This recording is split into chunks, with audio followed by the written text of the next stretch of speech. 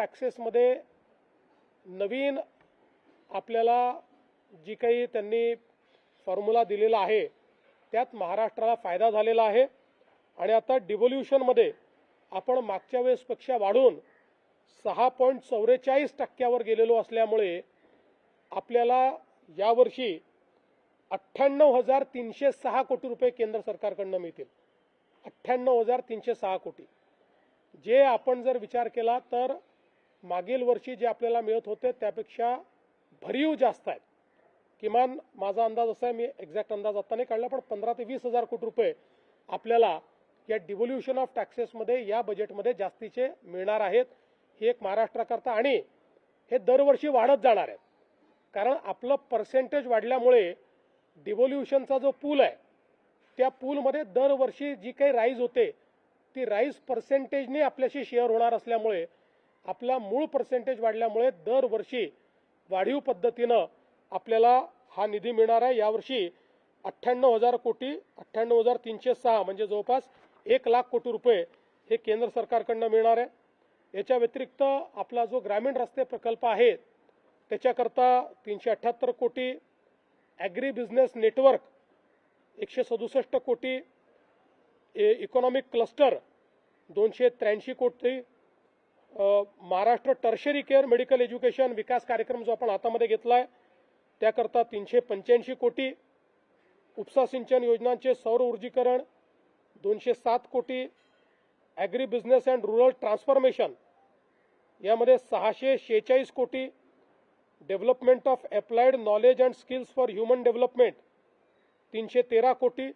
मी थेट तिथनं काढले असल्यामुळे इंग्रजी नाव आहेत, त्याची मराठी नावं नंतर आपल्याला देतो मी.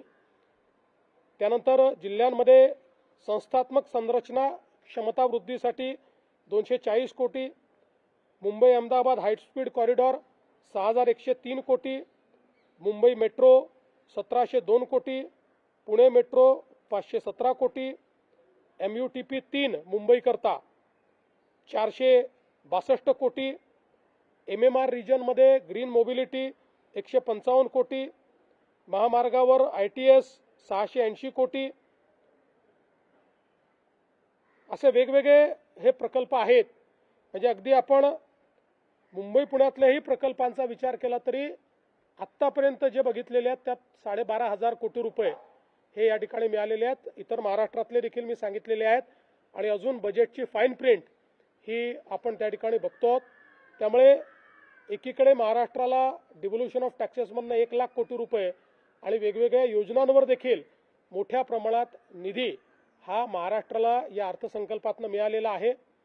एकूणच जर आपण अर्थसंकल्प बघितला तर आपण जी काही तिसऱ्या अर्थव्यवस्थेकडे वेगवान वाटचाल करतो त्याचं प्रतिबिंब या अर्थसंकल्पात आपल्याला पाहायला मिळतंय. 7% ग्रोथ रेट, जगामध्ये सर्वाधिक वेगाने विकसित होणारी अर्थव्यवस्था पुन्हा एकदा भारत प्रस्थापित झालेला आहे 7% ग्रोथ रेटमुळे.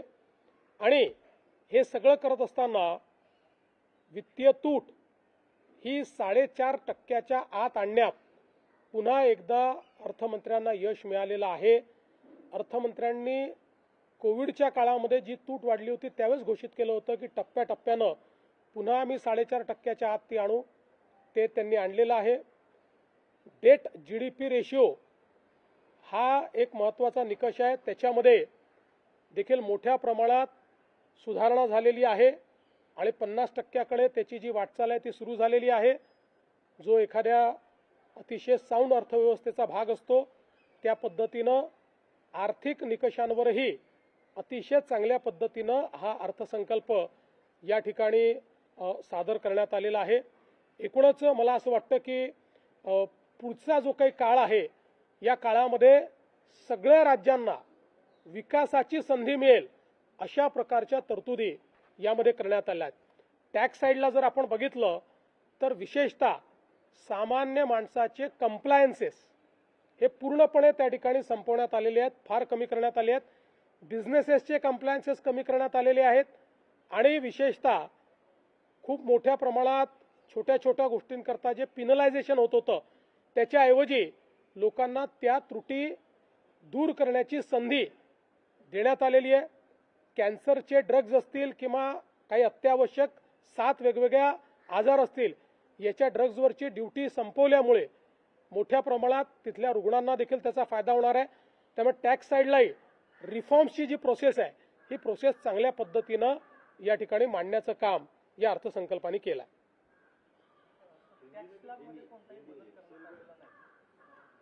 दरवर्षी टॅक्स स्लॅबमध्ये बदल करणं हे अपेक्षित नाही.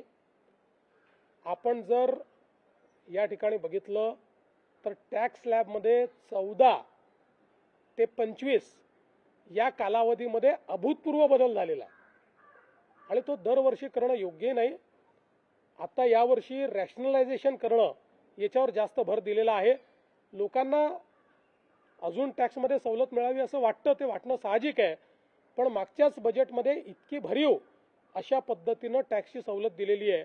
आता ती रॅशनलाइज करण्याचा प्रयत्न करण्यात आला आहे. याचा परिणाम आपल्या राज्याच्या अर्थसंकल्पावरती पाहायला मिळेल का?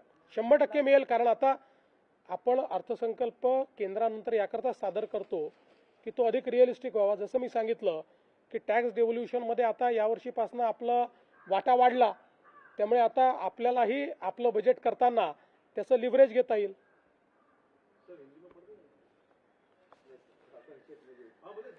ठीक है, संक्षिप्त करता आते नहीं हम, बड़े इसमें बोलते हैं.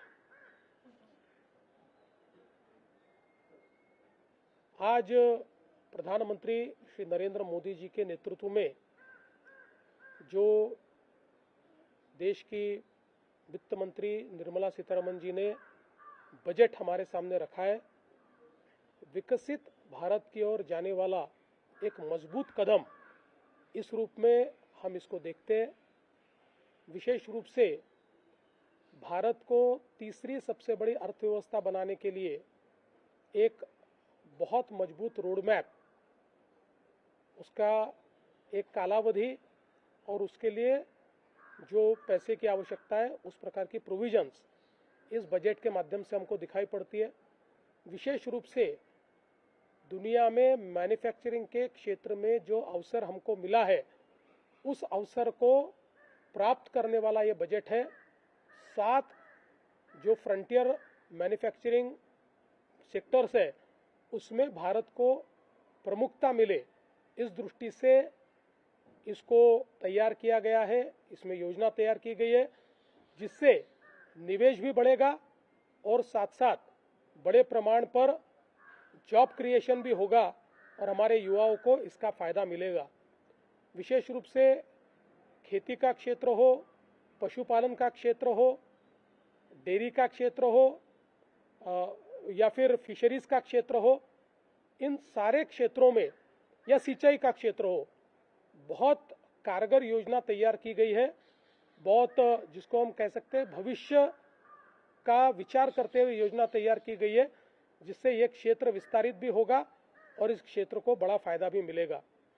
महिलाओं की ओर विशेष ध्यान इस बजट ने दिया हुआ है, जहां एक और जो हमारी लखपति दीदी का जो कार्यक्रम है, वो बहुत यशस्विता के साथ हमारे देश में चल रहा है और महिलाएं देश के अर्थव्यवस्था में योगदान दे रही है.